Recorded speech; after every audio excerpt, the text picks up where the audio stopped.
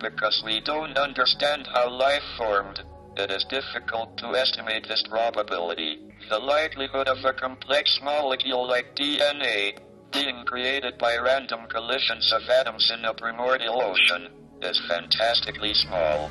In an infinite universe, it would happen in some places, but they would be very far apart. If we want to find advanced intelligent life, our best bet is to listen for radio signals.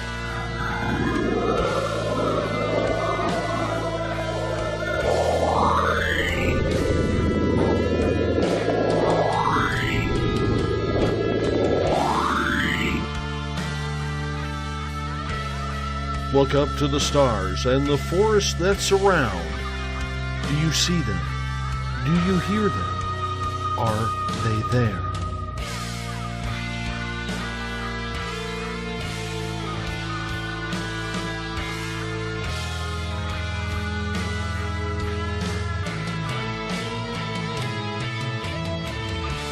SpacedOutRadio.com presents S4 with Forest Moon Paranormal's Eric Cooper and friends. Also, take the time to join the Forest Moon Paranormal Facebook group. I knew I should have made a left turn at Albuquerque.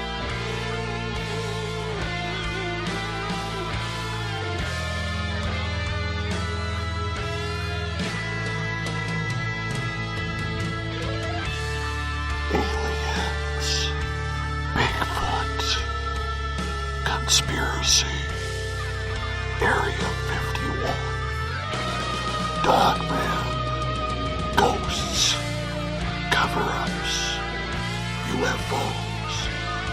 The hidden will reveal itself.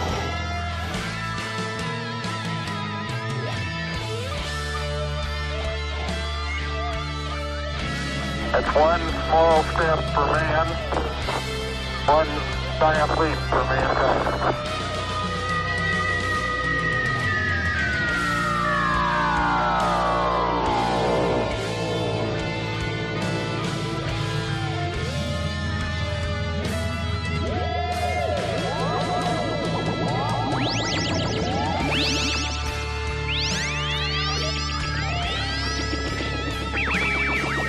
Buckle up, space travelers. It's time to go live on S4 with Eric Cooper.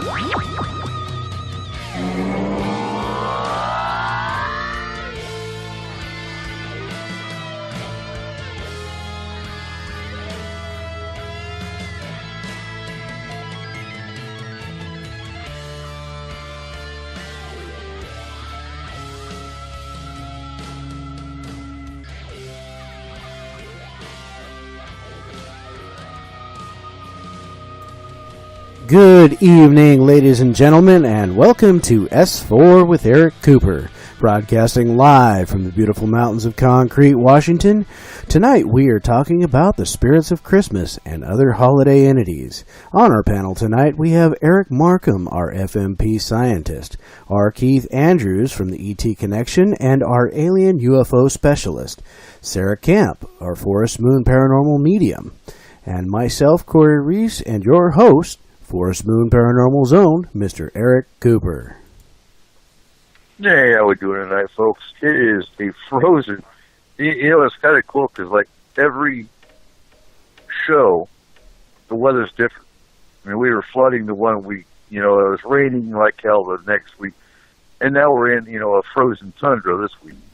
It might be snowing by next week, and I don't know. And I think Markham and I are going to do a show on the 23rd. I think so. Is that right, Markham? Is Markham with us? Not yet. I'm working on getting him in here. He was on the last show on SOR, and we've got to get him called in here. So give me just a minute. I'll have him up. Okay. So yeah, we might, or we'll just throw. You know, we might do a pre-record show and throw it off this way. We'll see. We'll see what happens. We might just surprise you, go live. You just never know with us. But anyway, we are actually on terrestrial radio now, starting Wednesday for anyone local that's listening. And if you're on KSU, you are actually listening to us now. We are going to be on KSU. every Wednesday morning from 10 a.m. to noon. And welcome, folks, because we always love having new listeners. And if you have any questions, you can always find the show on Spreaker or go on Forest Moon Paranormal, and the links are always there. So training will resume January 14th at Annie's Pizza, 2 p.m. It'll be on UFO investigation and alien abduction, as we do training once a month, the second Sunday of each month at 2 p.m. And how you doing, Keith and Sarah? Doing not bad at all things. Good, good. Happy it's not raining. Yeah. Oh, you didn't hear the strange, ominous vibration noise that everyone's talking about, Sarah? No, I didn't hear that. I actually got a chance to hear the video footage that she put on the comment thread, and that's not what I heard. No, it sounds a lot like the trumpeting noise. Yeah, that's what I was thinking. About. Yeah. So, Keith, I've got to ask, because you've heard the trumpet sounds that everyone talks about. They heard in the UK, they've heard all over the United States.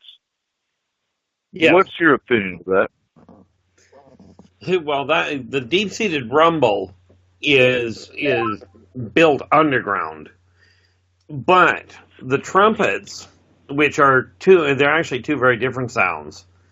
The trumpets are actually generated above ground. They're not human in origin, though. For that matter, they're not technically terrestrial in origin. No, let me. I actually have it on the computer here, and I'm going to see if I can't find it. Unless do you have it, Sarah? Do you have it handy? No, I don't. What I heard was more of the low rumbling. It sounded like, and that happened like a week prior. It sounded like, there's a jet flying by, but it was too long. This is like just flying by. This is like a couple of days ago, if not yesterday. Yeah. So I didn't hear that one. No. And I guess some people are saying a training, but no. This sounded very much reminded me of the trumpeting noises that they're hearing over the UK and over Jerusalem, and they're saying, "Oh, it's the trumpets of God. They're coming. He's coming back."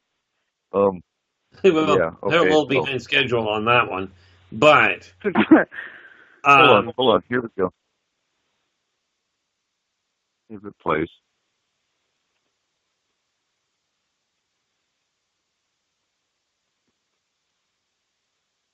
It's not funny.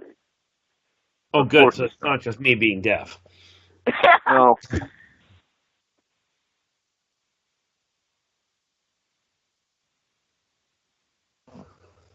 Send me the audio file. I can get it to play through Spreaker. It's not. I don't have an audio file of it. It's a video. Oh, okay. To go on. Yeah, don't worry about it. But it sounds just like the trumping noise that people have been talking about for the last year. And it was heard actually from Snohomish County all the way into Whatcom. I mean, there were people on Whatcom breaking. There were people on Whatcom breaking asking what that was. There was people in Snohomish Snohomish County, because it was actually White Noise Paranormal that contacted me about it. Raven from White Noise was asking me about it. I told her, I didn't hear it. It seems to be more of, you got to be more of the flatlands, because being in the mountains, we don't hear those things. Well, I didn't notice it anyway. Well, yeah, because it won't carry in the mountains very well. Right. I mean, it echoes, but... Which is an easier way to pinpoint. Now, the thing is, they've got Whidbey Island, they got Navy base there. They've got the deep sea submarine base in Bremerton. All these naval stations. Is there a way this could be some kind of Navy experimentation? Well, considering you said could, the answer would be yes. I mean, possibilities are endless. But does it feel that way to me? No. Okay. Because we were talking about this a few months ago, I guess, when we Keith said that it's actually a propulsion system for one of the off-worlders. Yeah. Well, the underground rumblings are a whole different ballgame, but the trumpet, the trumpet is a subharmonics that's cutting through from atmospheric transference. Okay. Now, we got Markham in here yet? Yes. There we go. Yeah, I'm here. Yeah, I was just asking Joe Monk and I have a question about these. Whenever they have this trumpet sound, has anybody ever seen correlated if there was any marine mammal beachings at the same time? That's a good question. Mass strandings? That's easy enough to find out with some of the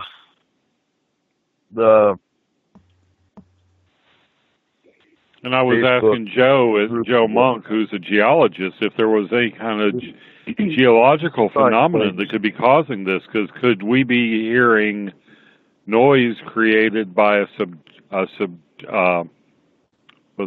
subduction zone? Maybe as the materials are sliding past each other, you're getting this. It's almost acting like a tuning fork and hearing this trumpet sound.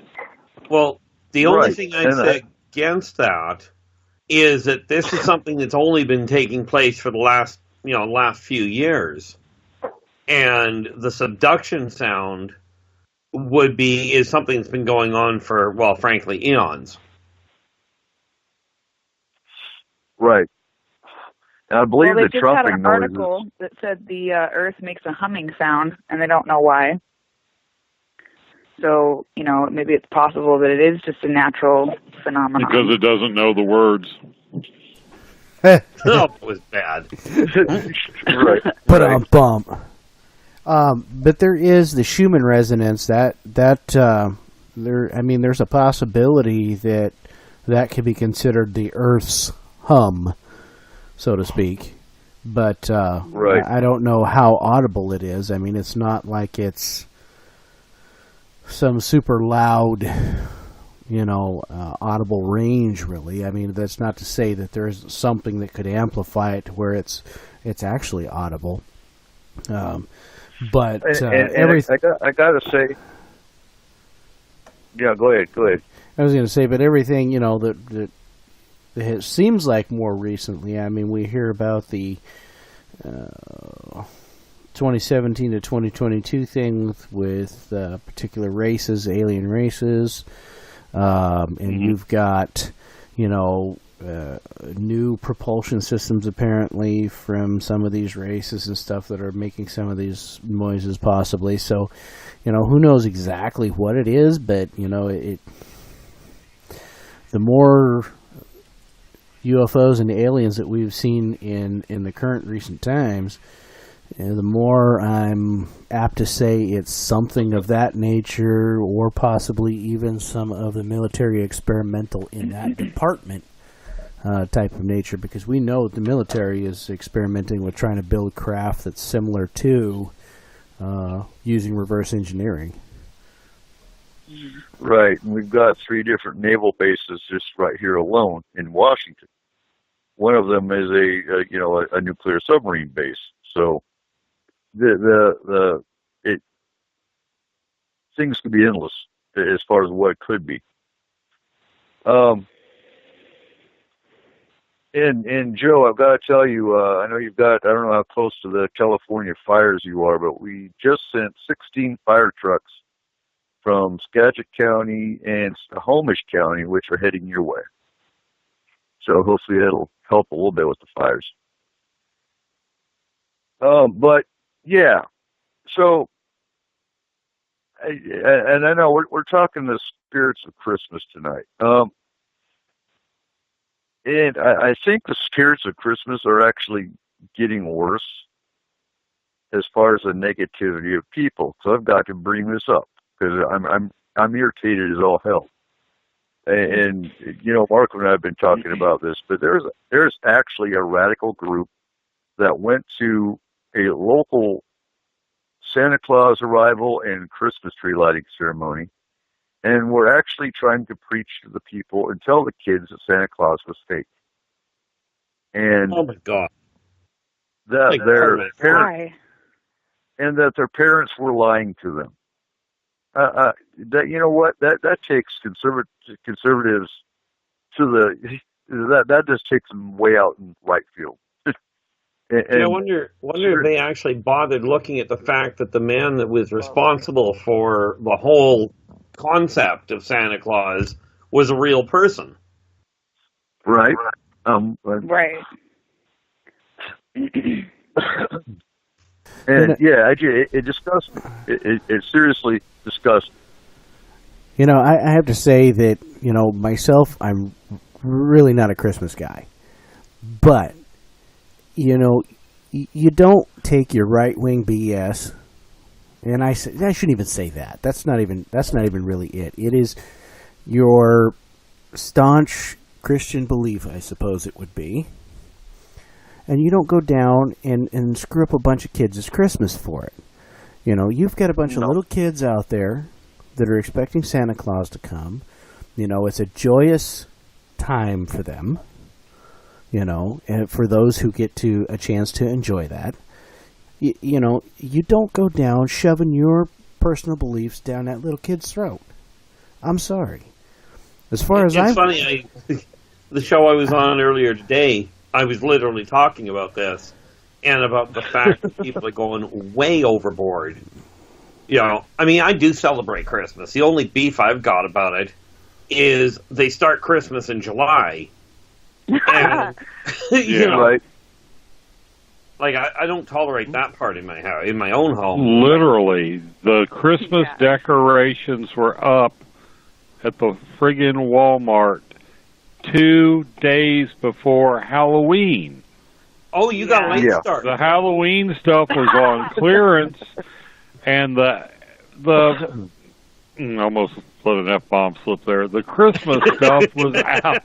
I am so disgusted by that. See, it's like, come on. Like around my house, and this is what I keep telling people. People keep talking about Christmas itself being too commercialized. Well, here's a neat idea. If you feel it's too commercialized, quit buying the stuff before December. And if you own a store, don't put the decorations up early. It's pretty cut and dried in my eyes. Yeah. Well, we had some friends growing up. They always had Christmas after Christmas because of all the clearance sales. The guy said, hey, you can get a little bit of stuff on Christmas Day, or you can wait a week later and we'll have Christmas and you'll get a lot of stuff. And all the kids, they could do math. It's like, little stuff. Hey, we're up for that. I've got to bring this up, though, because, in doing this research for the show tonight, back in the 1800s, Christmas didn't get Christianized until about the 19th century, 20th century, because it was actually canceled in the state of, I think it was Maine. Because back then, Christmas wasn't a religious holiday. It was actually a lot of drunken revelry. It still is. Well, yeah, but then they bring religion into it. See, it's my understanding that, for example, the reason why Jehovah's Witnesses, they're the ones that really don't celebrate Christmas, call themselves Christian, but hate everything to do with Christmas, is because when the Crusades happened and they were trying to get everybody to convert over to Christianity, and nobody can really decide or agree upon when Jesus was actually born. So they decided to take this holiday and merge it with the pagans because they didn't. That was the easiest way to get the pagans to kind of accept Christmas as a Christian holiday. Does that make sense? So they did that with a lot of. They did that with a lot of the Christian holidays in order to get the pagans to convert. It's like, well, you can convert to, Christianity and still keep your party date. Instead of Yuletide, we'll call it Christmas. Instead of Bacchanal, we'll call it Easter, and even Easter is a nod to the goddess whose celebration it was, Eos of the dawn. But we call that when Jesus was resurrected, we call that Easter, but it's all about a different, it's about blending the old and the new. Yeah. Right. That's why we have Easter eggs. It's a fertility Sabbath. Right. Right. Easter eggs, Easter bunnies, both things that are symbolic of fertility. So, I'm telling you right now, Jesus was not born in December. No, they even No, because it gets cold over there, too. The shepherds would not have been out with their sheep in December. No. They'd have been holed up. There's snow in Iraq right now. I can guarantee it. But the problem came when nobody can agree upon when it actually happened. So they picked a day, and then they decided to celebrate it.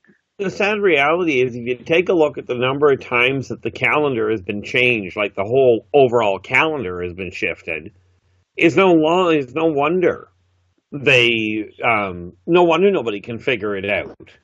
I know of one calculation that placed the birthday at November 6th, 4 BC, when you took into consideration the changes in the calendar, never mind anything else. Yeah, I think so. Markham, you and I are going to do the show, and what? Actually, if Keith wants to come in too, I know Corey's going to be gone. Corey's not going to be here next week, so we're going to have a show on the 23rd, and I think we're going to check in on Santa Claus. We're going to Santa Claus. See how he's doing? Yeah. It'd be nice to get him on the air, but I think he's going to be a little busy. I can see what I can do. A drunk Santa Claus on the 20th. Yeah, that'd be awesome. Santa Claus is drunk on antifreeze. Yep. He drinks the green Kool-Aid. As far as me being on the 23rd, unless I'm up and dead on that day, I shouldn't have a problem with it. Okay. So, we'll try to do a live show on the 23rd. So, what I have tonight, and we're going to start from the bottom and work up, because Krampus is at the top. I want to do Krampus last. So who's pulled up information on Tomte? Anyone? Who? Tomte. Tomte. Tomte is Swedish. And Tomte is a sprite that appears as an older man the size of a young child. He's responsible for the care of the crops. And like I said, okay, folks, disclaimer here. If you got kids in the room, they shouldn't be in the room, because the creatures we're talking about tonight are perversely evil. The creatures of Christmas in old Europe, and this is all primarily Europe, were very sadistic, and that's an understatement. You saw the movie Krampus. Well, yeah, most of these things make Krampus look like child's play. So Tomte was a sprite that appeared as an older man the size of a young child. Now, he was responsible, and he was a good little guy. He was responsible for the care of the crops and the farm animals, the farmstead. And all he asked in return was getting Christmas porridge with butter on Christmas Eve. As long as you did that, you were fine. Now, if you forgot to get him his Christmas porridge, that's when he slaughtered all the animals he used to care for. So much for, nice little Tomte. I do believe that's called blackmail or something to that effect. No. Now, let's take this to a different level.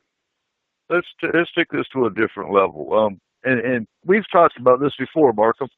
And if you look at culture, if you look at, the social aspects of some of these beings, when we're talking about the fairies, different cultures had different names for the same thing.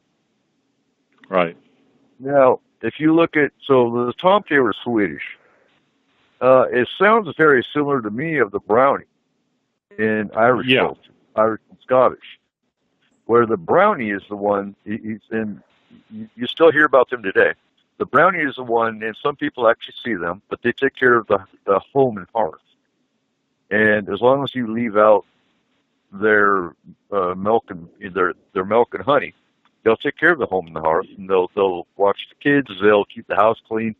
If you don't give them their offering, essentially, they aren't going to kill the animals like the Tomte do. But they will be disrespected, and they'll tear your house apart. So kind of a similar aspect, not as extreme. Right. You almost got to wonder if that doesn't. Okay. Now let me play devil's advocate and say, okay, these things don't exist, and I'm not saying that that's what I believe, but maybe you look at these archetypes, and what was the modern equivalent of not being, or what was the 700 years ago, what was the equivalent for not being able to find your keys? Car key gnome. We have car key gnomes now, or whatever, But when things disappear, when things disappear, or they're not where they should be, or there doesn't seem to be a natural explanation for what happens, we make something up. But it just seems to me that these archetypes had to have come from a root cause or a root archetype, because so many people have them. Right. On one hand, people making up, trying to have something to blame. But on the other hand, so many cultures have made up the same thing to blame. Exactly. So I got to wonder, Well, this is where I came in, where I came to understand how the ancient races all fit into that. Because you're absolutely right. They have to have, it can't be just a cultural thing. There's got to be a physical root for it that is global. Because these guys are not just in one area. Yeah, you know what the funny part about that is you've got the brownie, you've got the Sprite, you've got, in Iceland, the elves. In Iceland, they think part of the reason people in Iceland came up with such a strong elf tradition was they had no enemy, they had nobody else to blame. It was just them there because it was such a god-awful place to live. They weren't in competition with anybody. You couldn't blame the Franks, you couldn't blame the Celts or the Norwegians, because, it's like, hey, you want to live there? Knock yourselves out. Right. You know what the funny part about the key gnomes is now? Is that most of the time, usually when your key gnomes, when you lost your keys somewhere, is you go over to the fridge and find them in there because, well, somehow you put them in there. You had groceries in your hand and it all went there, or I found that you can defeat the key gnomes by putting a hook on the entry hall closet door, and always putting your keys there with a big red leash on them. Well, it seems to defeat the key gnomes every time. I would agree, except for one little detail. I had a case where my keys were in a belt pouch, and I actually had a witness to this. We hung it on the door because we were going to be going back out, and the pouch went missing. And we searched the house high and low, and we finally found it. And like I said, I had another person that actually found it for me. We found it in a box underneath my bed, in a box that was actually still taped shut, and it hadn't been moved in 6 months. That's crazy. Yeah. You really pissed off your car key gnome. Oh, I know. Well, I had that bridge pin. I changed strings on a guitar and had a bridge pin disappear out of the cup that I had carefully placed each bridge pin in because I knew I didn't have extras. I have cleaned that room now, top to bottom, 3 times. That bridge pin is gone. Something made that bridge pin disappear. Well, that was... So you still looking for that one, huh? No, I just, when I overhaul that room and clean it and dust it, because I've got a lot of little figurines that need to be dusted. That damn thing, that bridge pin's gone. And I have since that bridge pin came up missing, when my garage flooded, it ruined the rug. So I've actually had to pull the rug up in that room. That bridge pin never showed up. Yeah. You get things like that, and it tells you that there's something more going on. In my case, it was nice having somebody else there to find it. First of all, because I couldn't find it. But much more importantly, having a witness is really handy. Yes. Oh, yeah. All right, so next one we got on the list is the Kelikan Zeros. Now, as legend has it, these guys live underground for most of the year. They're constantly sawing away at the world tree with the intention of bringing about a complete collapse of the earth. During the 12 days of Christmas, however, they come up to the surface to terrorize those who are secretly working on destroying the appearance of their Christmas goblins. They differ from one area to the next, though they're often depicted as hairy little creatures with body parts both human and animal. They almost always have long black tails and are said to smell quite putrid, and by some accounts they have various horns and animal tusks. Now, the strangest part of them is that children born during the 12 days of Christmas are in danger of turning into one of them each and every Christmas season. Yep. An idea that needs to be turned into a horror movie immediately. Yeah.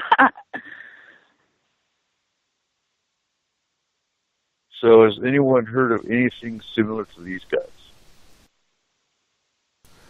No, they sound like trolls or something. Kind of sounds like a puckwudgie, doesn't it? It does. Or I was thinking like a shapeshifter, too. Well, I don't remember. Shapeshifters have a tendency of picking a static form, though. They do. The Skinwalker. That's what I'm thinking of. The Skinwalker, not a shapeshifter per se, but the Skinwalker has various animal parts and whatnot, if I remember right. Mm-hmm. I think. Yeah, and so does the Wendigo. Yeah. They can turn into animals, I think. Yeah, right. Skinwalkers are kind of, I think they're preferred.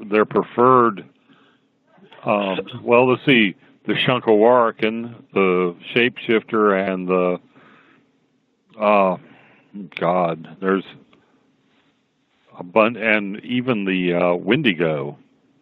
If you look at a classic Wendigo, it's sort of like the elk antlers, the corpse-like face with no lips because it got so hungry that it ate its own lips, and other animal attributes.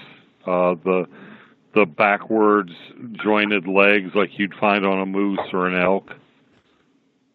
And a bad smell. Okay. So now we have the Julupuki. I'm probably butchering the name. But these guys come from Finland. They're the Finland Christmas monster. And the modern Julupuki is now jolly and plump. He's the equivalent of Santa Claus. And translates to Christmas buck, or billy goat. And its old iteration had horns and hooves, kind of like Krampus or Satan, comes into houses, asks if there are good children living there, and if there are, they must give them presents. Now that's a twist. You got to give Santa Claus presents? Seriously? Oh, good gig if you can get it. If there's naughty children in the house, they get beaten until their backsides are bleeding. So, well, that'll make a kid behave.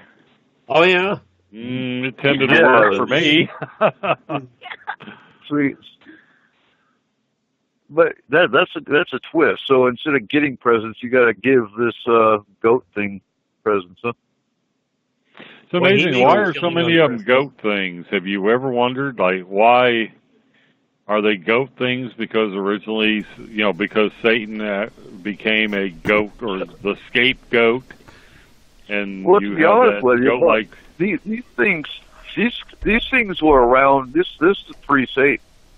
These things are pre-Christian. Where did Satan come from? Christianity. Right. I'm almost wondering if Satan didn't get given these attributes in much the same way as saints get their from available stock. Well, you got to realize too that a lot of this is really old mythology. There was a lot of goat-type creatures in old mythology. Mm-hmm. There was. Look at Pan. I mean, Pan's a Greek god. Yeah.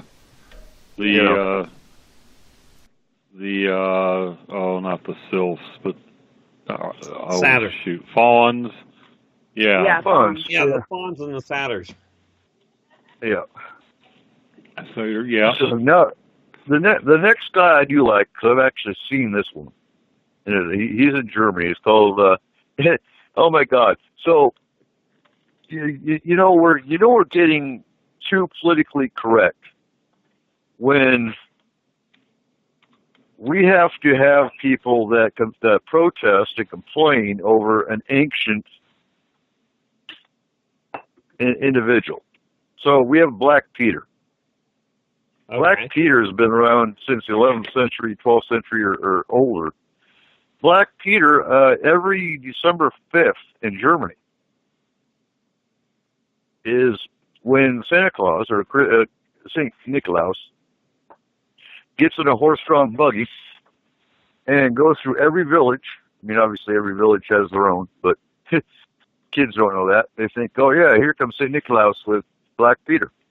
Now, you got St. Nicholas, who's checking his list to make sure all the kids are good. And Black Peter is the one that's tracking all the bad kids. And they get a lump of coal. Nothing big. But it's kind of cool to watch. Because, I mean, I've lived in 2 or 3 different German towns. I didn't live on base.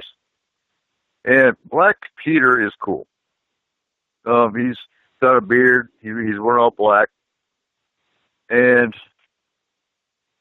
and so they're in the chat room. They're going, Black Peter? Yeah, it's actually Svart Pete in German, or Blokak Pete. So here comes Santa Claus during his Christmas rounds and gives coal to the naughty children. But so that's it. Go ahead.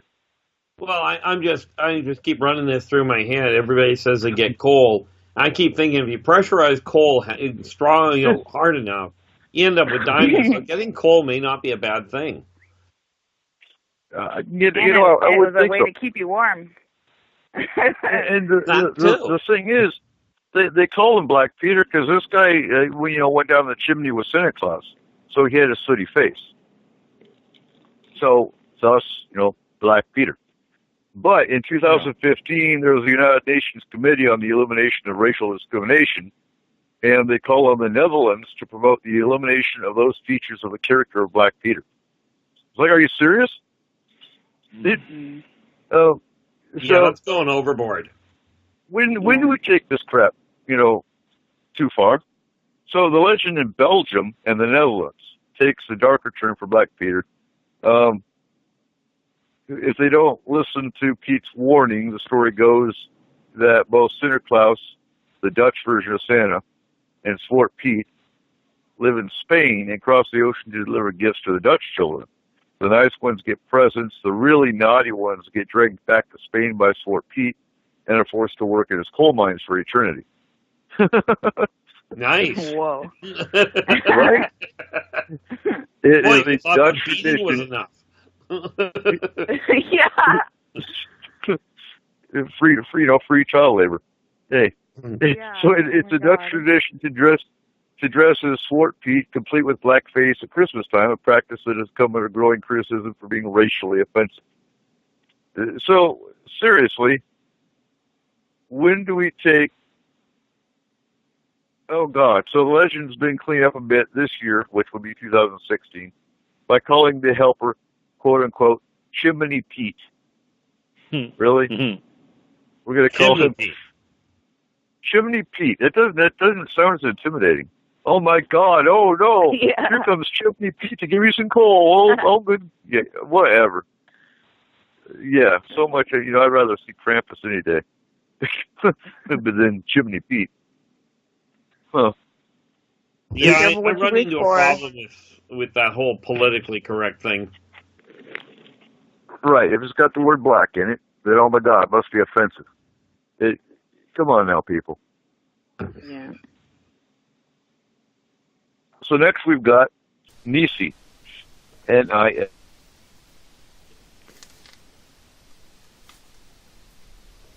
Hello? Did I lose you? You cut out on Did we that. lose Coop? I'm here. Did his phone reset on him? No, he's still connected. I wonder if he hit his mute button by mistake. That could be. I don't know. Because all we got was I mean- NI, and that was the end of it. Let me see if I can... Well, Oh, there he just I can. dropped out. Oh, okay. Well, the whole Nisi thing was sort of like the same as a brownie type myth, and to make it happy, you would give it butter on top of its Christmas porridge, and it would be cool. And the story goes, the little girl put the butter on the bottom, and Nisi, thinking he was being disrespected, killed their cow. So he gets the bottom of the porridge, and oh crap, there's the butter. Now he feels like a total SOB. So he steals the neighbor's best cow. Oh, good. You picked up on Nisi. Yeah. Yeah, not bad. When Outstanding. you dropped. That's the downfall living in the mountains, but it's okay. So yeah, you got it right. So yeah, they put the butter in the bottom of the porridge. No, carry on, Markham.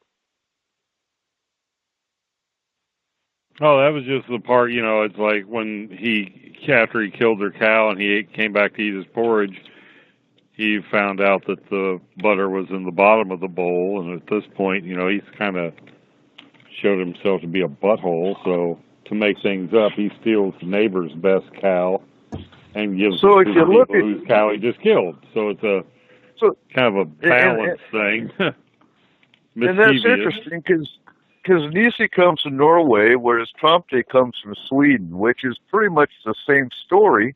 The Tomte is just a little more violent. That's what I was thinking, yeah. Well, also they're very similar racial stocks and probably have, a lot of a shared mythology going back pre-schism, where they became the separate nations that they are. Undoubtedly. Okay, before I carry on, does anyone have anything different? Well, there was one, I was trying to track it down, but part of everybody sees the Santa Claus, the guy with the red and white fur suit and all that.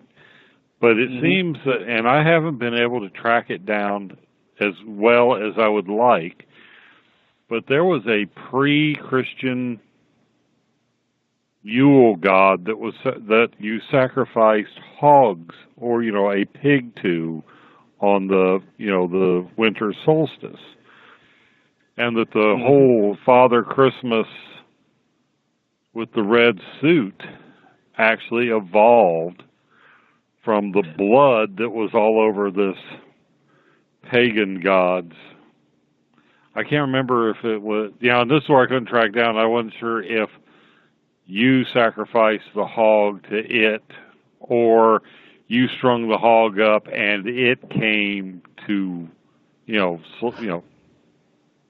it. Took the life itself, and that's where the blood, the snow and the blood was a symbol of the turning of the season. And that's where Santa Claus's white and red suit comes from, is from the blood on the snow of that early pagan celebration. Right, and it sounds very similar to the Battle of the Oak King and the Holly King, which is kind of, a lot of pagans will do a reenactment on Yule of the Holly King and Oak King, which is symbolic of winter battling spring. Because the days start getting longer after the solstice. You'll see the sun start coming out longer, and the days getting longer, second by second. So it sounds symbolic on that regard. As far as blood sacrifice, I can see Druids doing the blood sacrificial part of it.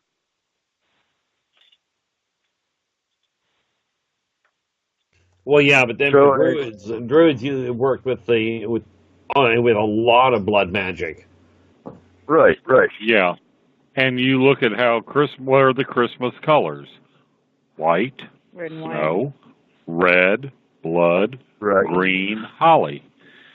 Yep. And a lot of times you see early representations of Father Christmas, not even St. Nicholas, but Father Christmas, and he is arrayed in white, green, green gloves, red coat, white cuffs. Those three colors associated with Yule and people don't even realize what they're looking at. Oh, he's wearing the Christmas colors. Well, the blood on the snow and the holly and oak type thing, that's where the colors came from. It wasn't just some Madison Avenue designer decided, hey, I like the way these colors go together. There was actually a reason for them to have evolved into that. Well, yeah, and they turned it into red for the blood of Christ and white for the purity. That's how they took the pagan symbolism and made it Christian. That wasn't hard to do. Symbols are symbols. It's very easy to take any symbol and meld it to your own uses. Right, exactly. You know what I say about symbols? Symbols are for the symbol-minded. That's sad. And I always thought they were for the drum set, but,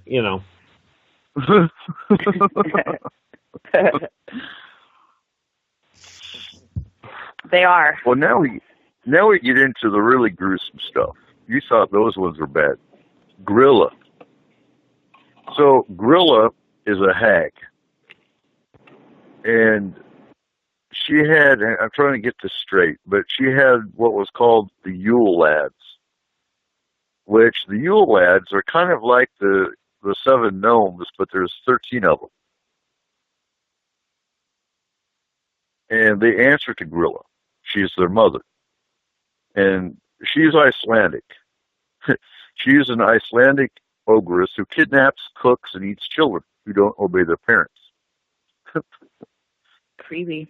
And she only became associated with Christmas in the 17th century, when she was assigned to be the mother of the Yule Lads. So according to legend, Grilla had 3 different husbands and 72 children. But I'm getting conflicting stories. Different sites and sources have different numbers and different stories, so I can't get it completely accurate. But she caused trouble ranging from harmless mischief to murder.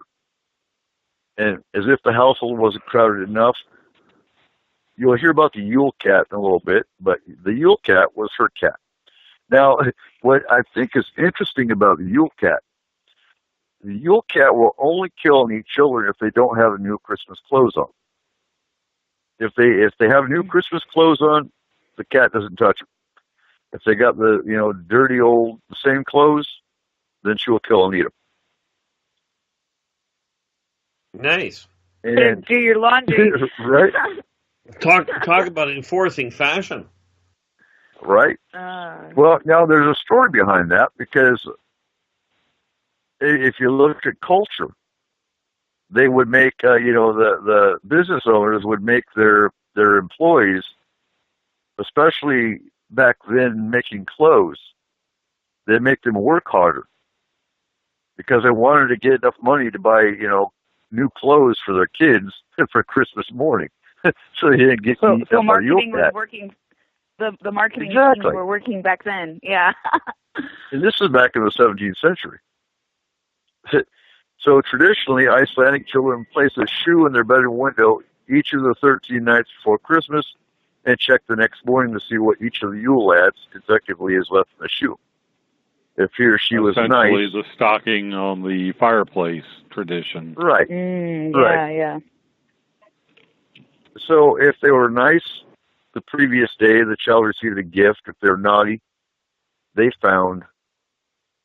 a guess what they found. A rotten potato. A rotten potato. Not so bad. So, makes you wonder where the potato came from. So, to find a smelly potato in their shoes is a better outcome than being eaten by the ogres. Yeah, much better option. What? Yeah, right. What? Where did this one particularly come from? Did you say? This is from Iceland. Iceland. Yeah. Yep. And people think that living in Iceland is harsh. Huh. You should try having a holiday there. Right? So now I've got the Yule lads, and a little bit about the Yule lads. The Yule lads. They were called the Jólas. Oh God, I hate Icelandic. Jólasveinir. We gotta give that to Dave for a password. So there are 13 Icelandic trolls. Each have a name and distinct personality, just like the seven dwarfs. In ancient times, they stole things and caused trouble around Christmas time, so they were used to scare kids into behaving, like the Yule Cat. And however, the 20th century brought tales of the benevolent Norwegian figure Julius, or Santa Claus, who brought gifts to good children.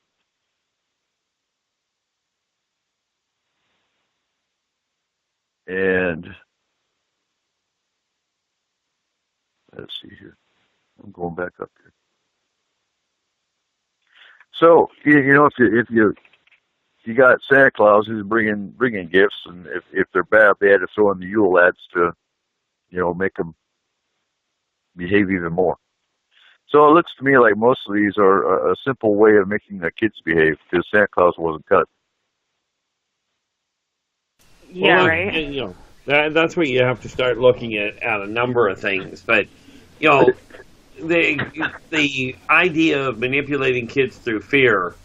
Well, let's face it, society manipulates adults through fear. Mm-hmm. Yeah. Right.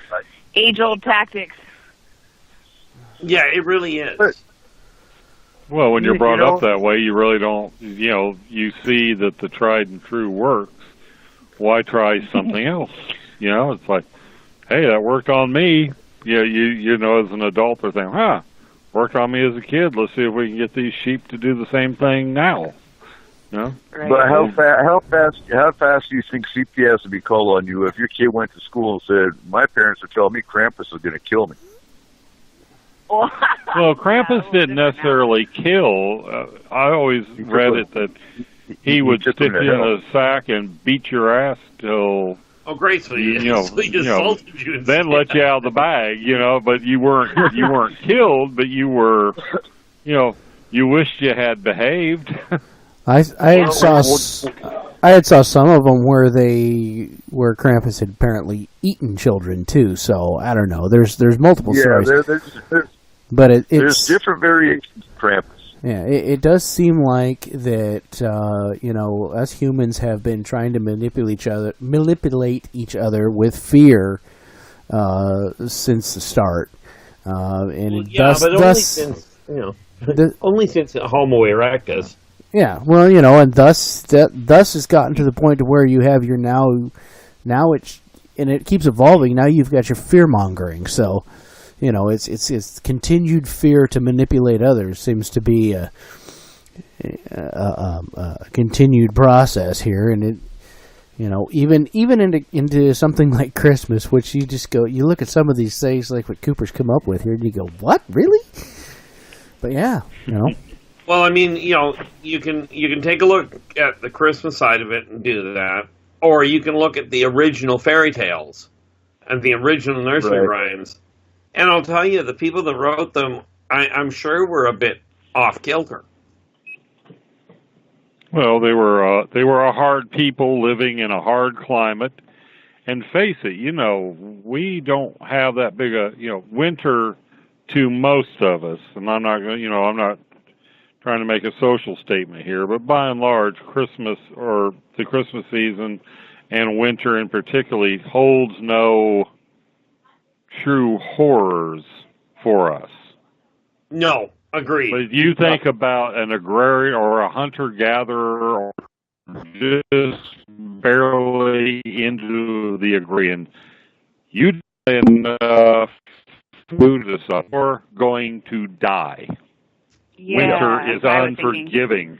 You're out of potatoes. You're out of, you're out of everything. There's no store to go to. There's no, in some cases you might not have had a neighbor or, another farm for God knows. You're going to die. Mm-hmm. Plain and simple. So you would have these archetypes coming out of this severe there's no room for error tradition. No, can you imagine living back in the Celtic days? Back in the Celtic days and living, especially pagan, you honored your harvest gods and goddesses in the hopes that you had a good harvest. Because if you didn't, you weren't going to make it to the winter. Yeah, especially somehow make it through the winter. Right, you didn't have no electricity, no refrigeration beyond the weather. And if you hang your meat up, and other predators, Irish wolves or whatever. Mm-hmm. That's why the potato famine was so devastating to the Irish. That was a food that grew in abundance in their soil, and you can live for months on potatoes. Okay, guys. You might get sick of them, but you can survive on them. Okay, guys. It's time for first break already. Yeah, it's time for first break. Hold on to those thoughts for just a couple of minutes here, and we will come back to it. When we come back from break, we will continue discussing Spirits of Christmas and other holiday entities. Tonight on our panel, we have R. Keith Andrews from the ET Connection and our FMP Alien Specialist, Eric Markham of our FMP Scientist, Sarah Camp, our Forest Moon Paranormal Medium, myself, Corey Reese, and Eric Cooper of Forest Moon Paranormal. Join us every Saturday night at midnight Pacific Standard Time. You can find us on Spreaker.com, SpacedOutRadio.com, and TheFringe.fm. Check out Spaced Out Radio with Dave Scott 5 nights a week at 9 p.m. Pacific Standard Time, and Spaced Out Weekend with Joe Roop Saturdays and Elizabeth Anglin and Cosmic Passport on Sundays, 9 p.m. Pacific Standard Time. Also check out TheFringe.fm with shows like Lighting the Void with Joe Roop and a plethora of other good shows. Ladies and gentlemen, we will be right back. Hi there, this is Dave Scott from Spaced Out Radio, and I want you to come on a nightly journey. Starting at 9 p.m. Pacific, midnight Eastern, every Monday through Friday, you can come hang out with me and the other space travelers. We have it all from Carl the Alien bouncing on by to those misfit gnomes causing havoc. It's 3 hours of fun and entertainment on those topics the mainstream really doesn't want to touch. Come get all paranormal with us at spacedoutradio.com, and together, my friends, along with our resident guitar god Bumblefoot, we own the night. Become more intimate and interactive with Spaced Out Radio.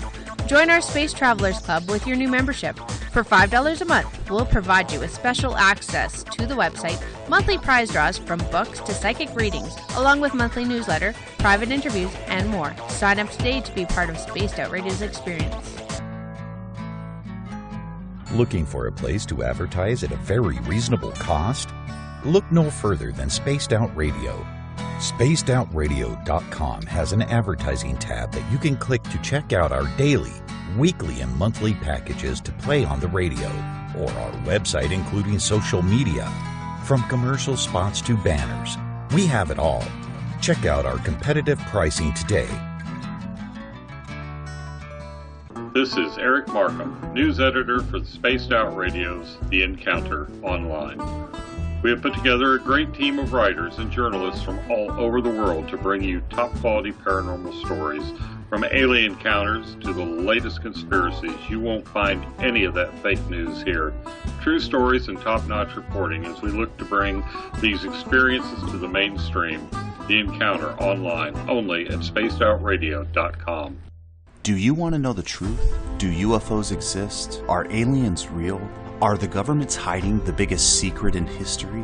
We're UFO seekers, and we're on a hunt for the truth. Subscribe to our YouTube channel and follow along with us as we journey across the United States, visiting UFO hotspots and alien hotspots, trying to document the UFO phenomenon. Catch us on Spaced Out Radio every third Monday of the month as we discuss Area 51, UFOs, and more. And also, don't forget to subscribe to us on YouTube.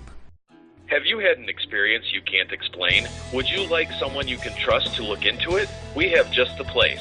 The SOR Sightlines Report is the place for you to find answers. Whether it's Bigfoot, UFOs, Dogman, ghosts, aliens, or anything strange, the Sightlines Report will get you connected with one of our expert researchers to find out what's going on. All of your personal information is kept 100% confidential. The SOR Sightlines Report, a place for you to find the answers you need. Only at spacedoutradio.com. Welcome to Spaced Out Saturdays with me, Dave Cruz from Beyond the Strange. Our weekly feature on spacedoutradio.com will take you around the world discussing everything from the paranormal to the latest conspiracies from the top guests in their fields. We won't leave any story uncovered. Spaced Out Saturdays at spacedoutradio.com, starting 9 p.m. Pacific, midnight Eastern. You hear footsteps in the empty room above you. A rocking chair begins rocking by itself. Don't be afraid of the things that go bump in the night.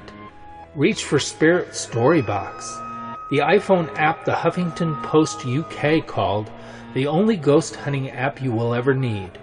Spirit Storybox. The spirits are telling their stories. Are you listening?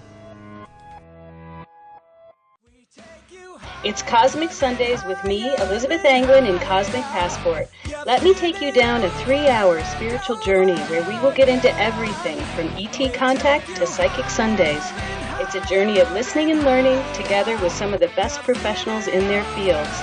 You can tune in to Cosmic Passport at spacedoutradio.com every Sunday, starting at 9 p.m. Pacific, midnight Eastern.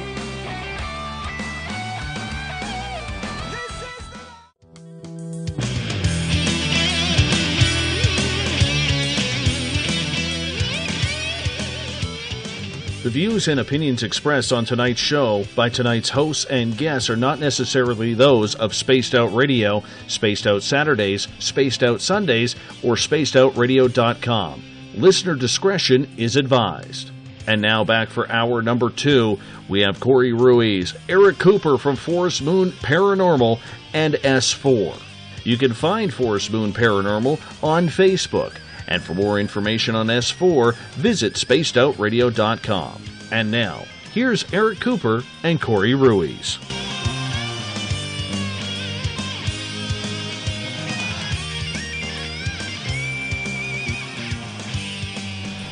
Welcome back. For those of you just joining us tonight, we are discussing spirits of Christmas and other entities of the holidays. Tonight on our panel we have our Keith Andrews, Eric Markham, and Sarah Camp.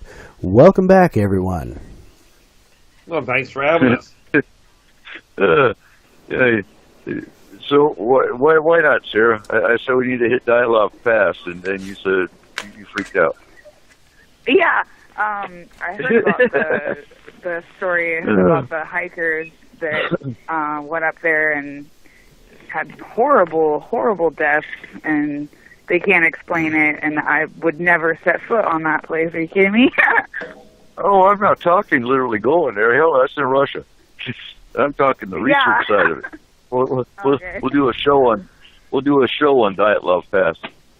So just the problem with that is there's so little. It's so hard to cut the myth away from any kind of truth.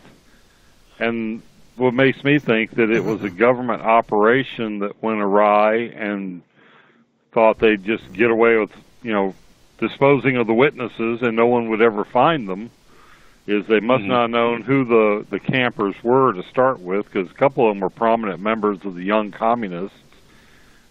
And it was one of those, okay, they found the bodies, now we have to make up, we have to come up with some kind of subterfuge to hide what happened.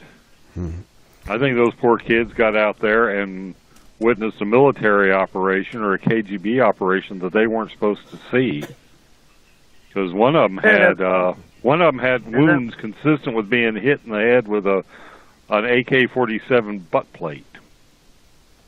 And that's possible, but how do you explain the laser precision surgery that would cut out two of their tongues and remove the eyes? Well, now I have seen, and I haven't performed the experiment myself, but I have seen where they let natural predators go after something, and between how closely the predator itself cuts, and then you let decay take over, and it can give the appearance of a precise cut. Just for all our listeners out there, while you're listening to commercials during the breaks, oftentimes we are having discussions amongst ourselves. So when we come back from break and there's an oddball topic all of a sudden that comes in here, that's generally the reason why, because that just kind of carried over from us chit-chatting. Yeah, we ought to do a show. We ought to do a show just on the outtakes, because some of the topics we talk about on breaks.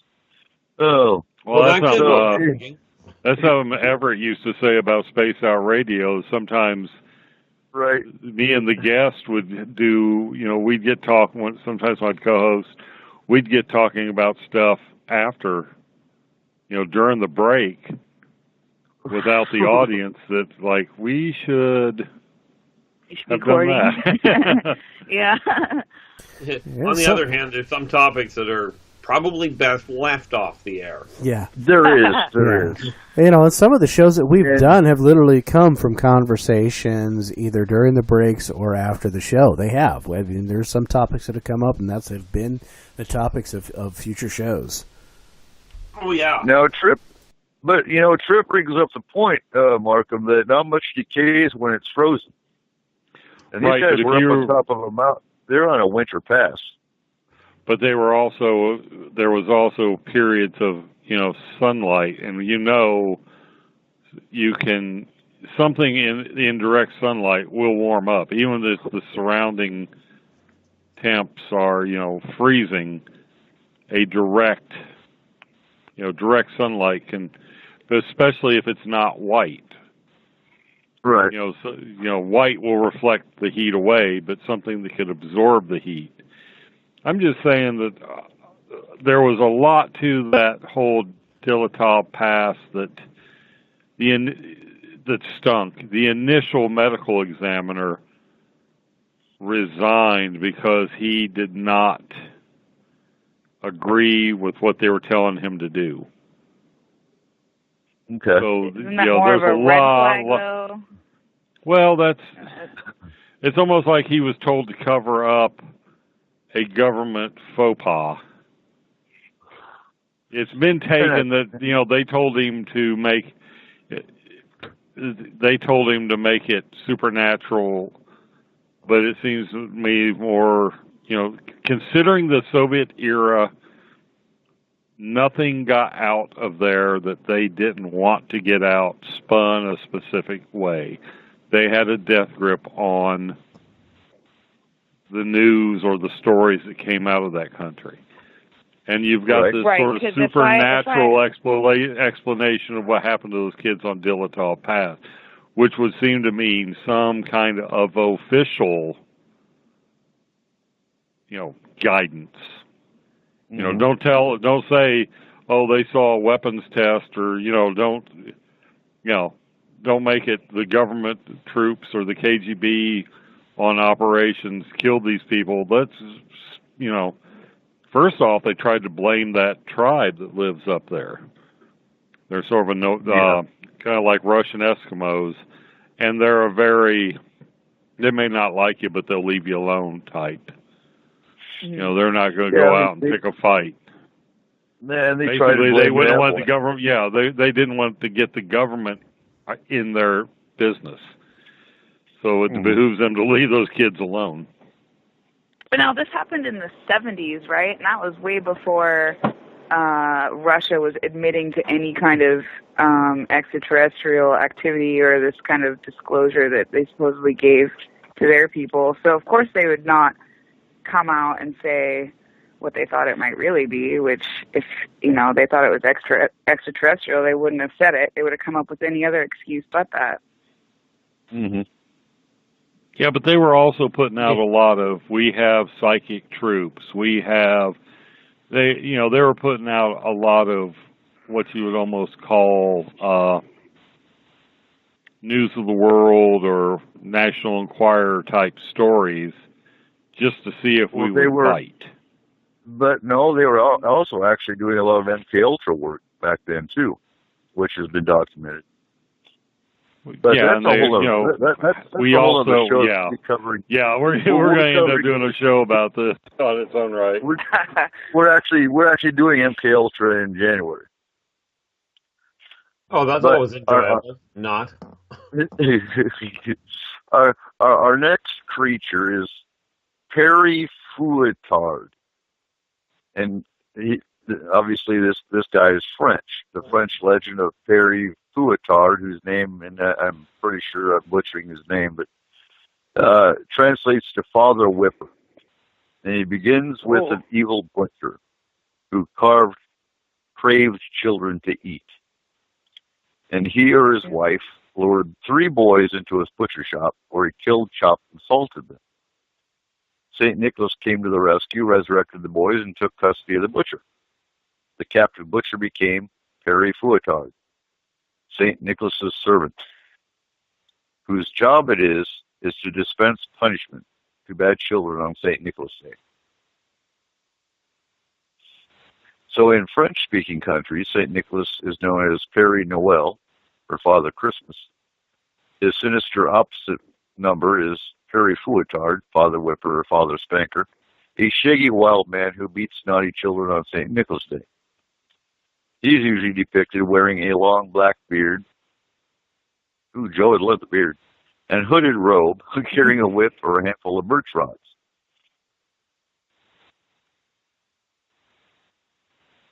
So what do you guys think about that one? Well, it kind of sounds like Krampus without the horns. Essentially, yeah. Essentially, a lot of them. It seems to me that a lot of these, I mean, there's like these small groups of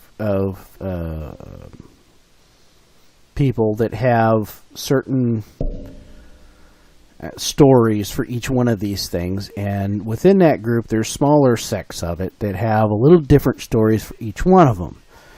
And it seems to me, as we've been talking about these different entities, that you've got this group over here that has these stories about this entity, that entity, and this entity, but they all sound pretty similar.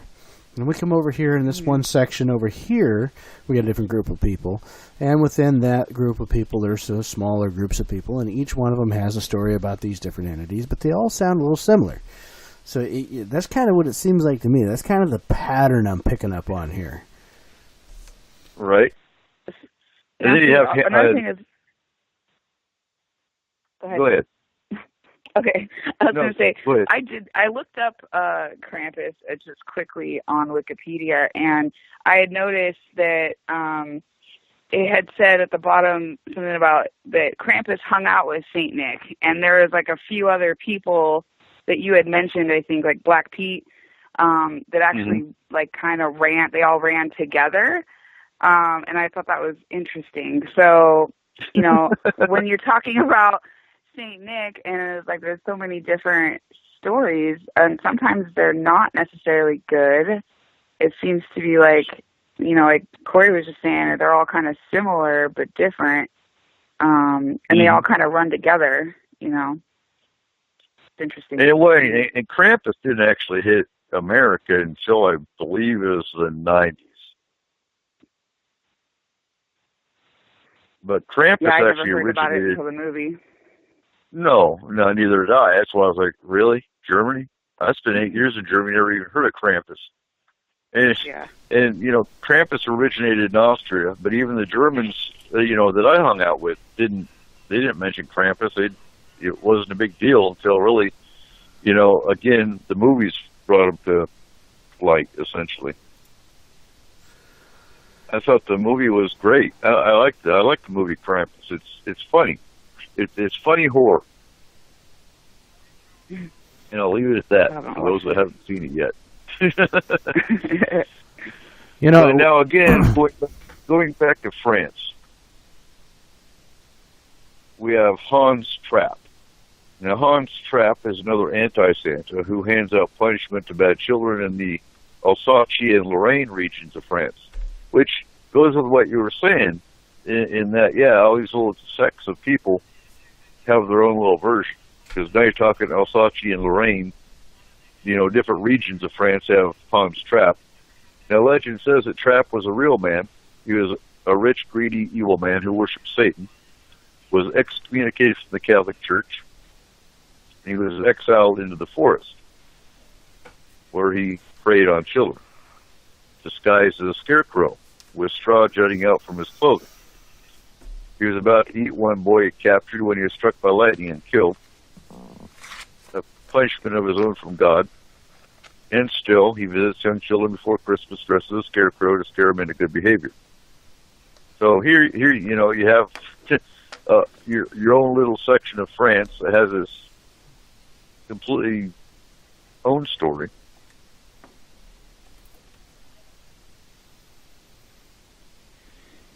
Well, I think it's funny when you get people, you know, you get completely unrelated people. I mean, completely. You can't get much far more separated than, say, German Europeans than Inuits. You know, at one time the Inuits were considered a mythical people. Nobody can live up there in that ice. And they have a winter feast in which they pray to a goddess or a god figure, Sedna, and they have a ritual where they share, you know, meat and water, and then they go through, a man and a woman go through the town, and go to each hut, blow out the fire, and then a new fire is rekindled. And this whole thing is a death of the old year, birth of the new year, the new sun coming. And that figures into so many of the Christmas or the Yuletide or, you know, that season. Mm-hmm. Right. Where did all of these people come up with the same idea? I mean, like I said, you know, somebody in, you know, an Inuit living above the Arctic Circle. They didn't have Facebook or, you know, Twitter. You know, these people were considered nearly, you know, the Vikings knew about them because of proximity, but these people weren't even considered, you know, they were almost cryptids. And here they have the same tradition. And think about it, there was no internet pre, 1990s? Yeah, I mean, what accounted for the internet when I was in college was nothing like what you have now. Oh, Lord, no, because that was back at the BBS systems. Yeah, you had to sign on Platter, and, you know, there was a bunch of kind of basic machine language commands to even get to where you could do any kind of research. I know it was hitting full stride in '96 because that's the first time I actually encountered internet as close to today.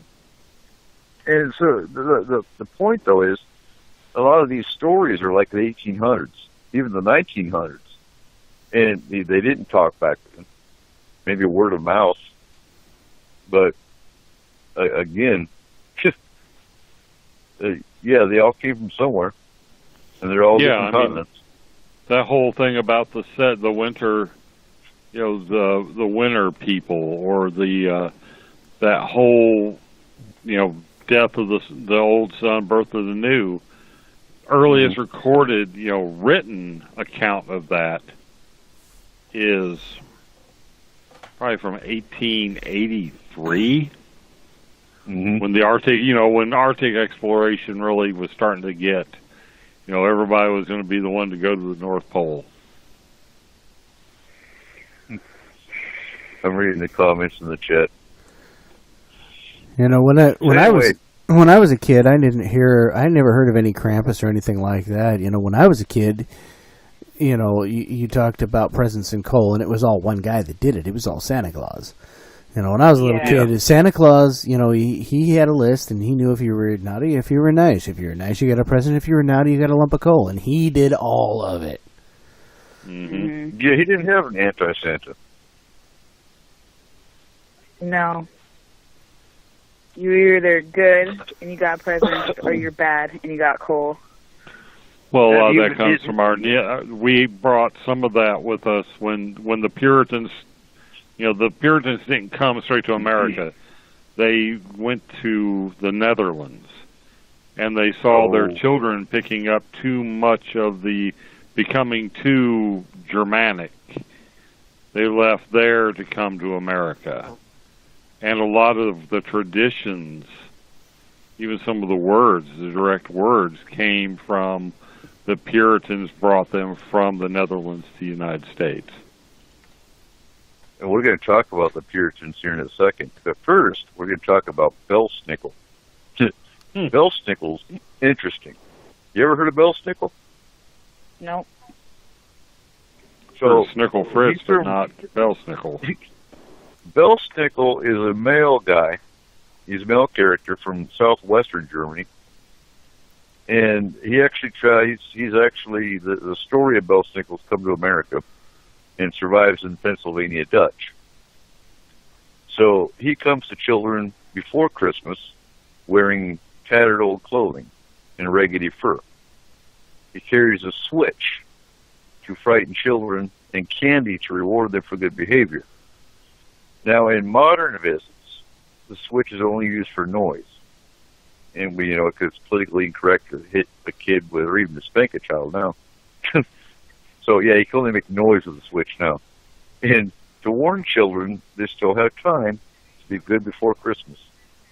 And then all the children get candy if they're polite. Now, if the children grab the candy off the floor, they get beaten.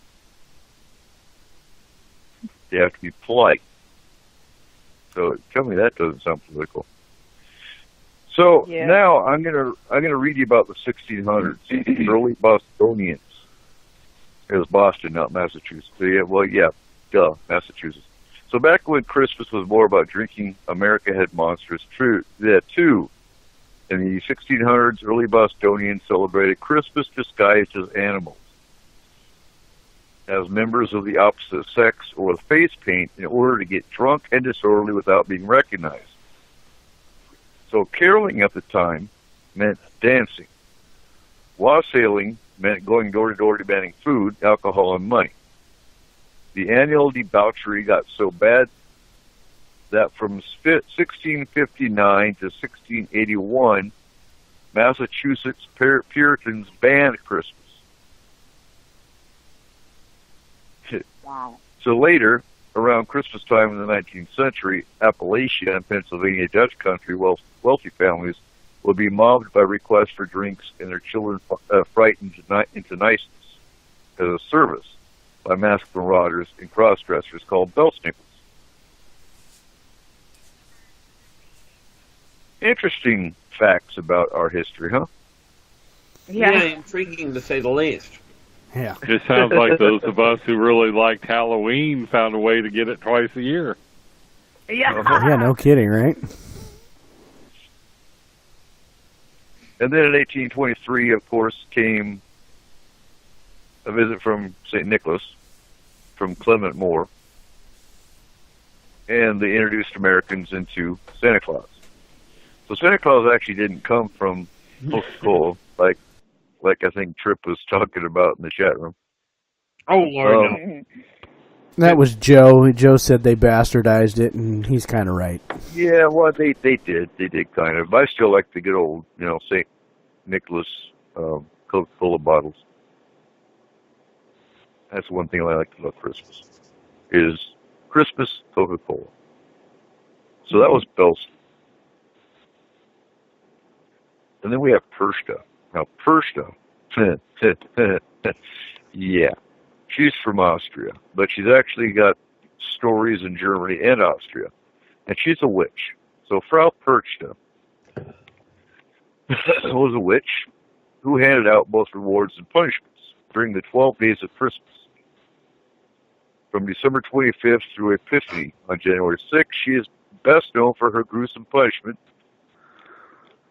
If they were bad, she would rip out their internal organs and replace them with garbage.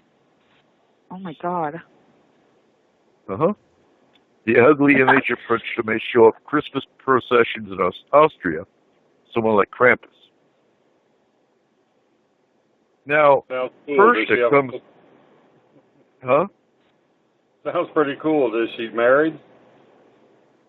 Or does she just hang out with Krampus? She's single. She's actually a legendary alpine goddess of nature. She's actually a pagan deity who tends the forest most of the year and deals with humans only during Christmas. So in modern celebrations, Pershta or a close relation may show up in processions during Fastnacht, the Alpine festival just before Lent. There may be some connection between Frau Pershta and the Italian witch La Befana. But La Befana isn't really a monster. She's an ugly but good witch who leaves presents. So that's Pershta. There's so many I never heard of. Crazy. Yes. Yeah, I'm used to not knowing about them, but then I didn't research anything.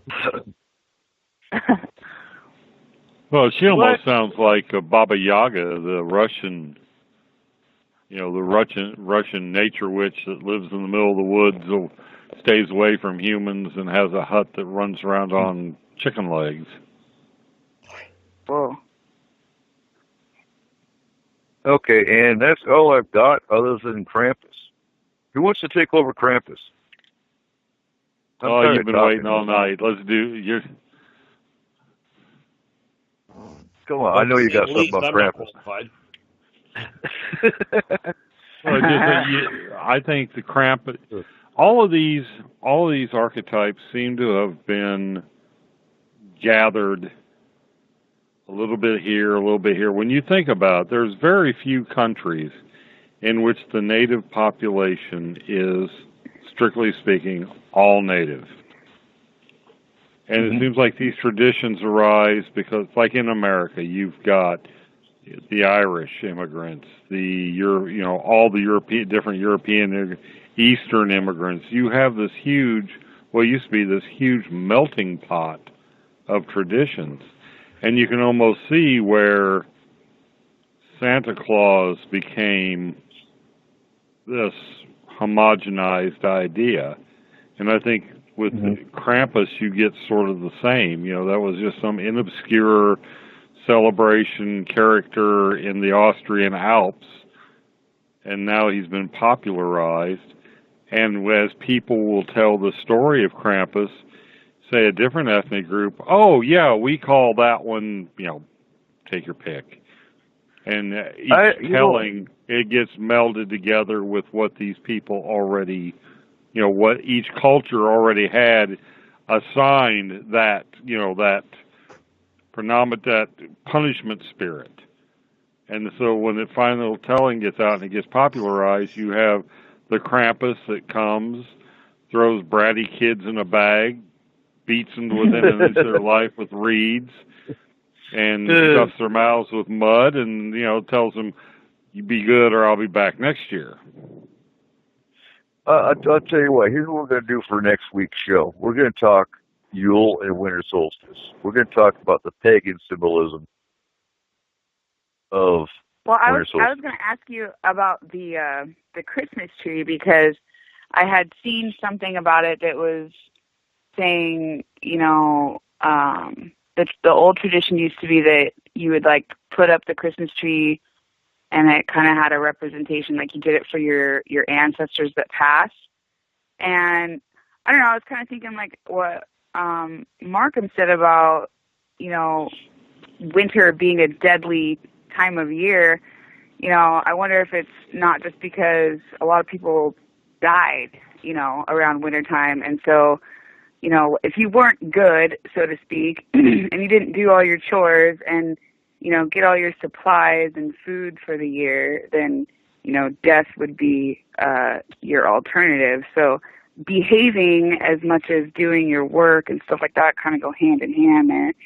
And then, with the Christmas tree, you put offerings to your loved ones and then bells so that they would ring. And, it seems to me like it's more about doing what you're supposed to do and having faith in something as an overall encompassing, I guess, idea behind Christmas. Would that, kind of... Also look at the symbolism of an evergreen tree.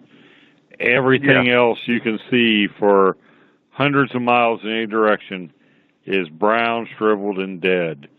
But that pine tree is just as alive and pretty as green now as it was in the summer. So it becomes a symbol of hope that, we will get through this horrible, barren time of year, and it becomes a symbol of life everlasting. Because even after you cut it down and stick it in a pot, in your house, it's still green.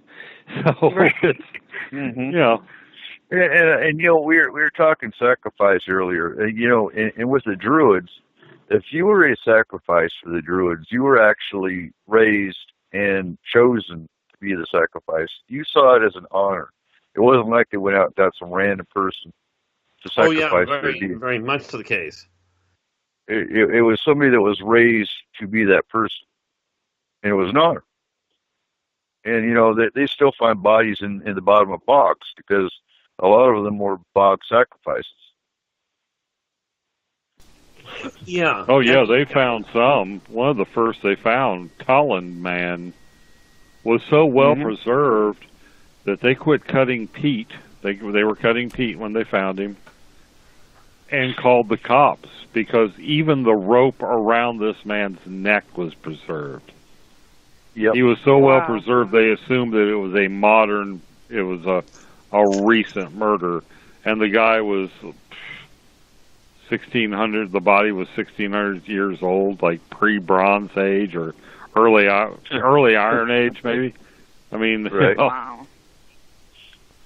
So, Trippin in the chat room had a question from Markham, actually. He said, isn't there an area in North Carolina mountains the men break out old powder muskets and fire them off to scare away spirits?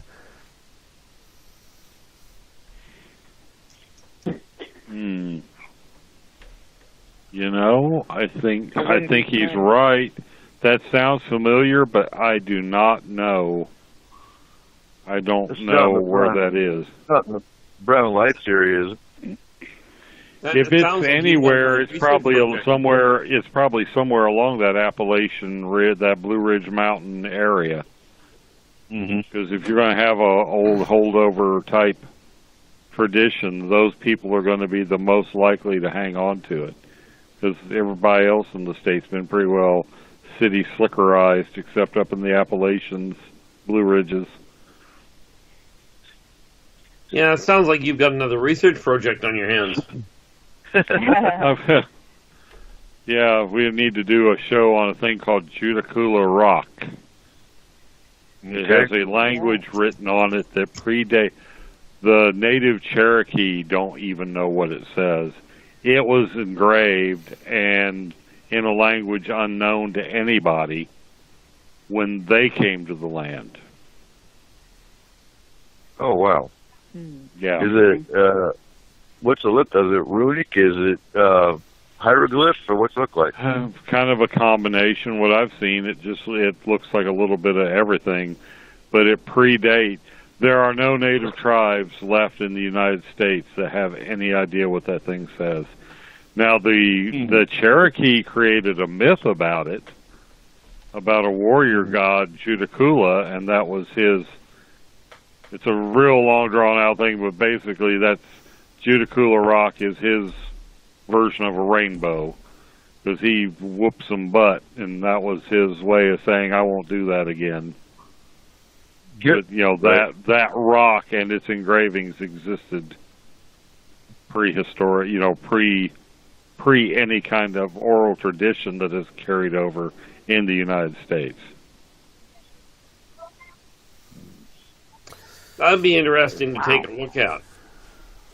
It would. Yeah, it's not too far from. Yeah, it's not that far from me. Yeah, I'd look at them. I think I've worked so much overtime the last couple months. I think I'm going to take January off.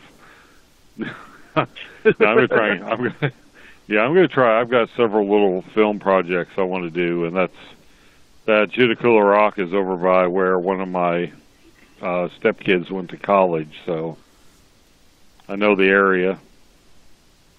Okay, that could be really intriguing, especially if you can get a copy of it and bring it to the Paracon. That'd be just fabulous. I might do a rubbing of it.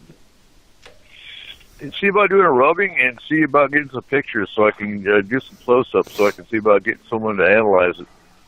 Okay. And see if we can't find somebody within Forest Moon that... yeah, it would be funny if, all they ever did is, all they've ever done that I've seen is ask, East Coast, linguists and cryptographers. And it'd be funny if some tribe tucked away in the mountains of Washington said, "Oh yeah, that's why did somebody put their grocery list on a 20-ton rock?" Right. They've got a real heavy shopping list. That's all. Yeah, because I'm going to start plugging for anyone that wants to hear a topic that's of interest to them. Throw it in the chat room, and I'm going to be plugging in S4 topics for February, March, pretty soon. I think we're booked for January. So we're doing MK Ultra, and we're doing HAARP and geoengineering. Yeah. Getting back to Spirits of Christmas stuff here a little bit, we've gone through all of these different ones that are all fairly similar in nature, usually surrounding kind of the St. Nicholas idea. But, we got the ones, you got another one basically created here in the U.S., as far as I understand, that is the whole story of Scrooge and the past, present, and future actual spirits of Christmas instead of entities. Yes, I was gonna want to talk about that. Yeah. The question that comes about is, how did that come about? Is this just a brainchild of somebody who wanted to make up this story again? It's kind of a fairy thing to get people to behave more decently. Was it Charles Dickens? Yeah. Who created? Charles Dickens created Scrooge. And if you look at it, the underlying theme of that is if you don't take care of the poor or the poverty-stricken, then you're going to be haunted by these spirits.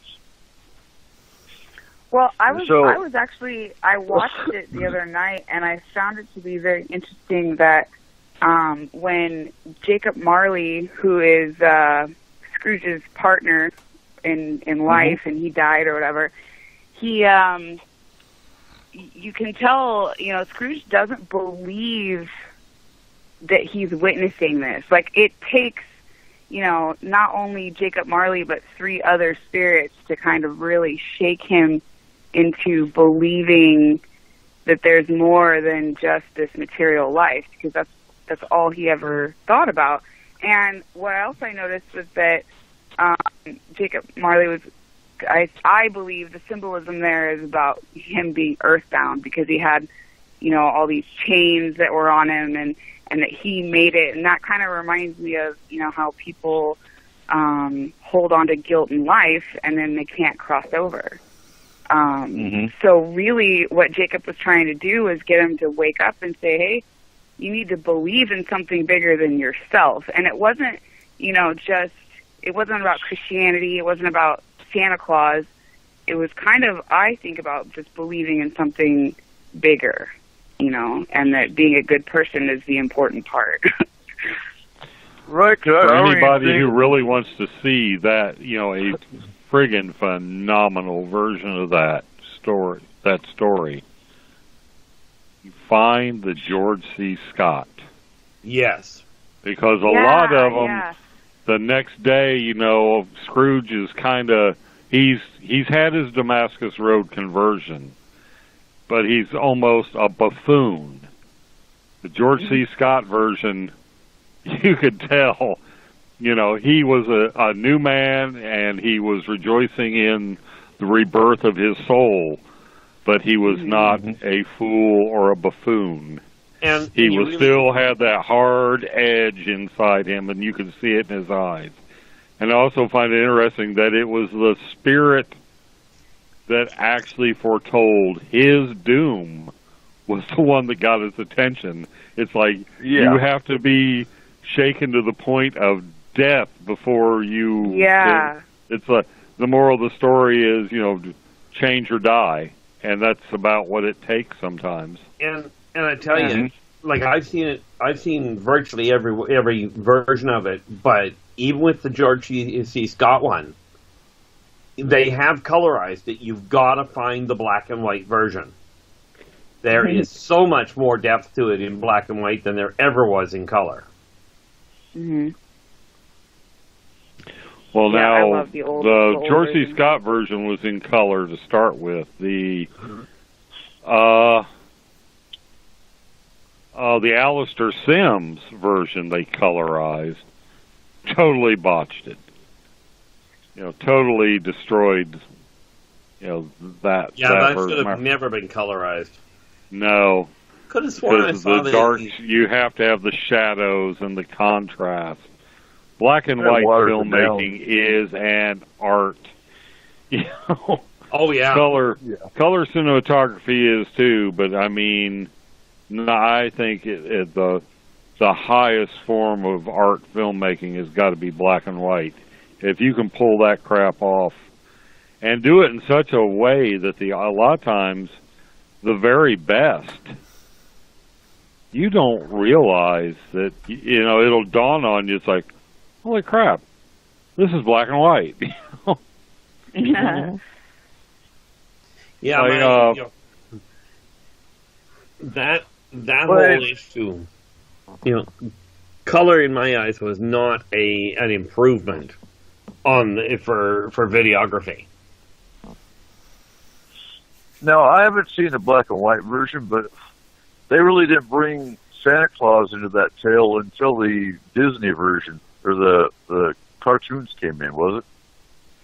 Yeah, Santa Claus really doesn't. The Santa Claus popularized version that we see now, I think that's about Victorian England, and I think he's still called Father Christmas in England, but there's actually a movie out, and it's called Dickens, the Man Who Invented Christmas. And that seems like hyperbole, but in a lot of ways, the modern commercial celebration of Christmas has its origins in the way that, Victorian England responded to Dickens' Christmas Carol and the social pressures that were going on at that time. Yeah. Well, and this story has been told time and time and time again. I mean, you think back for a second. There's one that everybody's missing. You look back and remember the one that was just called Scrooge that had Bill Murray in it? Yeah. I mean, that was a whole nother spin on the exact same story. I mean, the story has just been told and told and told again, and each person, a little different flair to it, but it's same thing. It's the same moral. Yeah. Yeah, same moral at the end of it. And they still hearken back to one of Joseph Campbell's archetype stories. You have the Damascus Road conversion. Saul becomes Paul because something so devastating has hit him to change his belief system. You have in the story, the Epic of Gilgamesh, where Gilgamesh unintentionally kills what is going to be, his best friend. Mm-hmm. And, at that point, it becomes a different Gilgamesh. And you always have that character who starts one way, has this crisis of, call it crisis of faith, existential crisis, something that makes them realize that to continue along their life path as they are now walking it leads to death. And not just death of, body, but death of soul, death like just a dead end obliteration type death. Not a death that you go past. Yeah, it's one that leaves you hanging. Right, they keep you that whole, right up to that whole archetype of that story of the hero overcoming the life crisis. It goes back as far back as people who have been telling stories. It seems to me, another thing that I see with this story is I think Dickens was a smart guy, and I think he saw a little bit of what was coming. What Christmas was slowly turning into. And I think the story was kind of trying to get people back to the original, or the moral of, giving to those that are less fortunate kind of thing, and being more happy and cheery and loving to other people type of thing, especially during that season, was to try to bring that back, because I think even back then Christmas was starting to make that sway the way it is now, and I think probably what he saw and thought is what we have today, unfortunately. Oh, well, yeah, again, very winter much. Being sorry, I would say again with winter being like the hardest time of the year too. You would, hopefully think that giving would be on the top of the list, when people are struggling, that, anybody that had more than they needed could at least help somebody that had less, Yeah,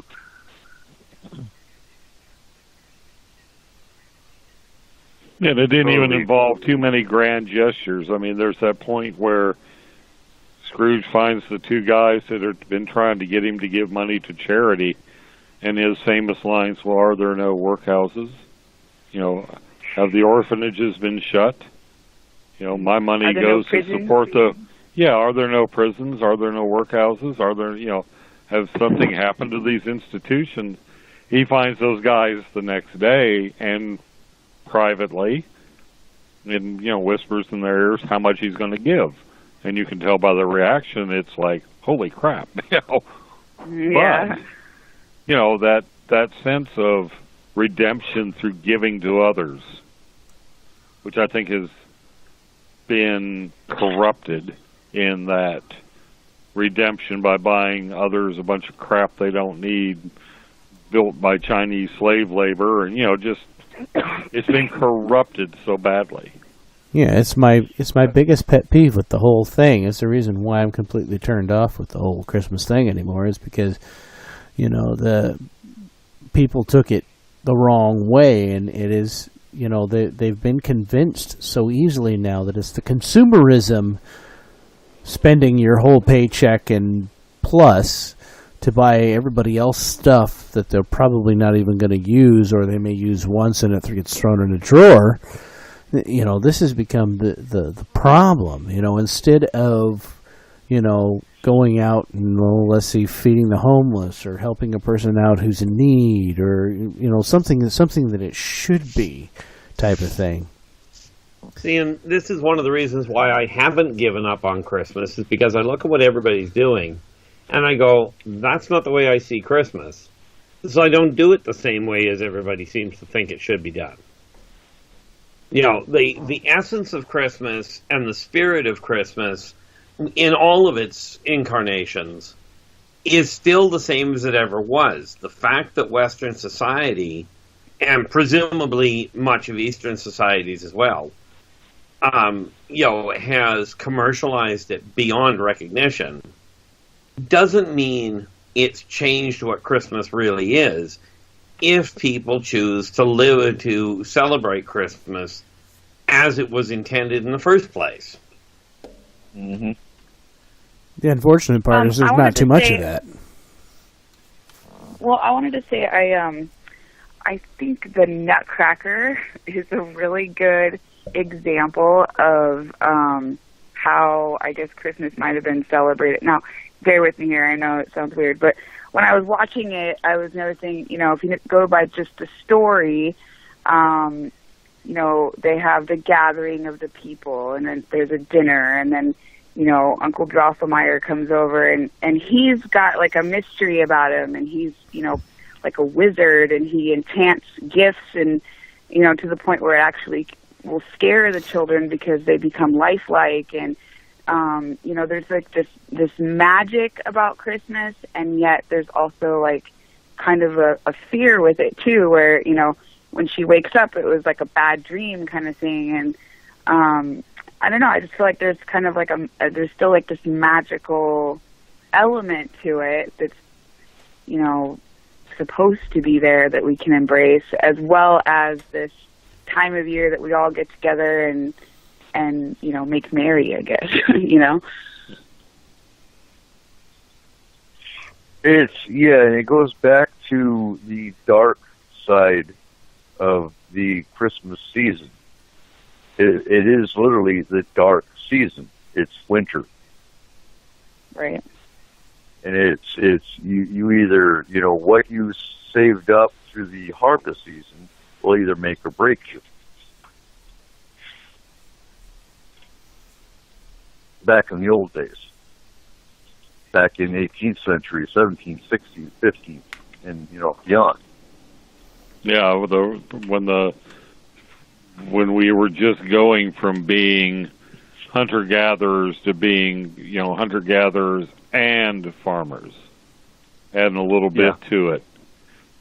And, you know, keep in mind that you could do everything right and still not make it through the winter.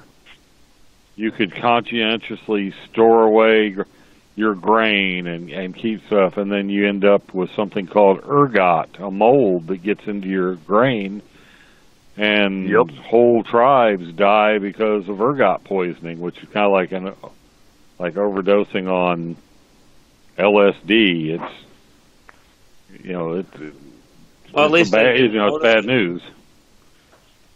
Yeah. What'd you say, Keith? I said at least the ones that went that way didn't notice it much. They say Tullen Man was ergot poisoned before he was strangled and thrown into the bog. They found traces. I think they also found traces of ergot in, I think she's called the Ice Maiden, that Peruvian mummy they found of a girl, you know, 12, 13 years old that had been a mountain sacrifice. They think that they had, like, pretty much knocked her out with some kind of drug before they caved her skull in for her as a sacrifice. Oh my God. Yeah, getting back to the dark side of Christmas. Yeah. No, that's not dark enough. Yeah. Yeah. Nah. Merry Christmas. But anyway, Excellent show. And next week, I know we're getting down to the last 6 minutes of the show. But next week, we're going to talk winter solstice and the symbolism. And you're going to see the comparisons between today's Christmas and how pagans celebrate winter solstice and where a lot of the symbolism comes from. And I know you hate symbolism, Corey. Yeah, but it's so necessary to get a point across to people. Okay. It is. Because, you know, on one breath, people say, "Oh yeah, it's my religion. Let's go get the Christmas tree." Well, okay, sure, that's actually a pagan symbol, but that's okay. You know, as adamant as some of these people are, and they do pagan symbols all the time, they don't realize it. Hey, look, I want to kind of clear the air a little bit. Like, here's my deal: is whatever religion, whatever symbols you have, if it makes your life good, okay. Exactly. I don't care, really. I really don't. The only time that I really have a problem with something is when somebody's trying to cram something that has nothing to do with me or anything that I believe in down my throat. Then I have an issue. Just kind of like the idiots that were down there trying to tell the kids that Santa Claus wasn't real and everything else like that. I have a problem with that. Go home. You don't belong there. I agree with you there with the one addendum that certainly if it makes you feel good or makes your life better, great, providing it doesn't deliberately hurt somebody else's. Well, and that's kind of my whole point. Yeah, exactly. Exactly. And on top of that particular situation, they not only crushed the kids and their idea of Christmas, but it made them doubt their parents. Yeah. Because that's the way their parents were raising them. Who are you to tell someone how to raise their kids based on your belief? It's not your place. You're going to make all these kids doubt their parents because of something that gave them joy? Yeah. Exactly, and that's just one more little check in my list of things reasons why I'm not a Christian anymore. So, because of stuff like that. So, yeah. And why you like your dog better. And why I like my dog better than people. The more people I meet, the more I like my dog. Yeah, I had the same bumper sticker for my cats. Yeah. I love my cat. Anyway, any last comments before we wrap up the show? Yeah, I think you've covered Merry Christmas. Merry Christmas. Yeah, that works. Merry Christmas. Happy holidays. Yeah. God or Goddess bless us, everyone. Yeah. I'll play Tiny Tim. Yeah. Enjoy your holidays.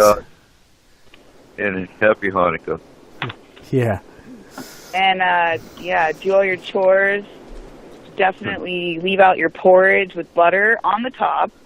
On the top. Yeah, don't hide the butter under it. That just goes wrong. Yeah. And get your kids new clothes for Christmas Day. Yeah. Yeah. Okay. All right, Corey, go ahead and take us home. All right, time to wrap this thing up. I would like to thank our panel tonight, R. Keith Andrews from the ET Connection and our FMP alien specialist, Eric Markham, our FMP scientist, and Sarah Camp, our Forest Moon Paranormal medium. Join us next Saturday at midnight Pacific Standard Time as we will be talking winter solstice. You can find us here on Spreaker.com, SpacedOutRadio.com, and TheFringe.fm. I would like to thank all of our listeners, because without you, there is no S4. Good night, and remember, keep your eyes to the skies.